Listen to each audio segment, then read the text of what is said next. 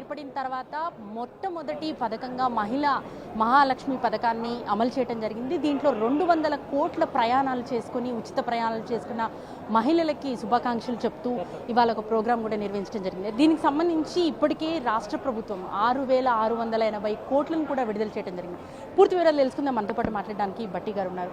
Sir చెప్పండి, ఇంత ప్రతిష్టాత్మకమైన ప్రాజెక్ట్ ఇది అమలు చేస్తున్నారు. ఎంతోమంది మహిళలు ఉచిత ప్రయాణాలు చేసి వారి పనులలో చాలా ఉపయోగకరంగా ఉంది. ఎట్లా చూస్తున్నారు? ఇది ఇప్పుడే లెక్కలతో సహా వివరించాం. ఈరోజు ట్రాన్స్పోర్ట్ మంత్రి గారు 200 కోట్ల సార్లు ప్రయాణాలు ఈ రాష్ట్రంలో మహిళలు చేసిన సందర్భంగా ఒక కార్యక్రమాన్ని ఏర్పాటు చేశారు. నిజంగా ఇది ఒక చారిత్రాత్మకమైన రోజు. రాష్ట్రంలో మహిళలు 200 కోట్ల సార్లు ప్రయాణం చేసిన సందర్భంగా ఈ 200 కోట్ల సార్లు వాళ్ళు ప్రయాణం చేసిన టికెట్ల ఖరీదుని వాళ్ళ తరఫున రాష్ట్ర ప్రభుత్వం 680 కోట్ల రూపాయలు ఆర్టీసీ చెల్లించడం జరిగింది. ఇది 6,680 కోట్లు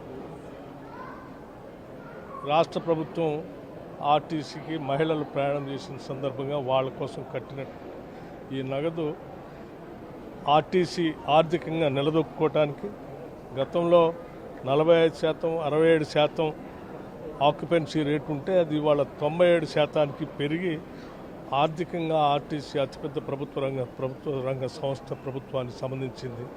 ఇవాళ నిలబడగలిగింది. ఆర్థికంగా గట్టిగా భవిష్యత్తులో మంచి పునాదులు కూడా పడ్డాయి.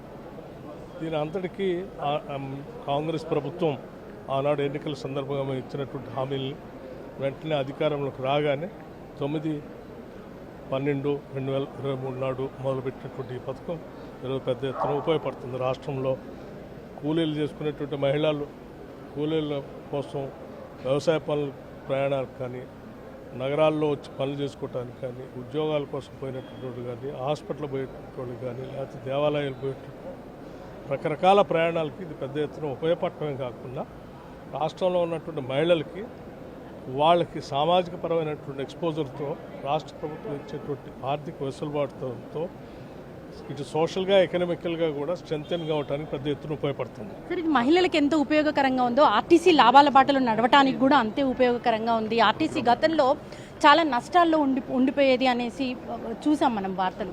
వాస్తవే కదమ్మా. మహాలక్ష్మి పథకం పెట్టిన తర్వాత 97% ఆక్యుపెన్సీ అంటే 100% పెరుగుతూ ముందుకు పోతాం. అట్లాగే ఆ టికెట్ల డబ్బులు కూడా రాష్ట్ర ప్రభుత్వం వెంటనే చెల్లిస్తాం. దానివల్ల ఆర్టీసీ ఈరోజు ఆర్థికంగా బలపడింది. రైట్. సో చూస్తున్నాం కదా, మొత్తానికి ఆర్టీసీ అయితే లాభాల బాటలో నడవటానికి ఈ పథకం ఎంతో ఉపయోగపడిందని చెప్తున్నారు. అట్లాగే మహిళలు తమ కొనుగోలు శక్తిని పెంచుకోవడానికి, ఇతరత్ర పనులు చేసుకోవడానికి కూడా ఈ ఉచిత ప్రయాణం అనేది చాలా ఉపయోగకరంగా ఉంది అని డిప్యూటీ సీఎం బట్టి విక్రమార్క చెప్తున్నారు. కెమెరా పర్సన్ వెంకట్తో రాధిక, ఎన్టీవీ, హైదరాబాద్.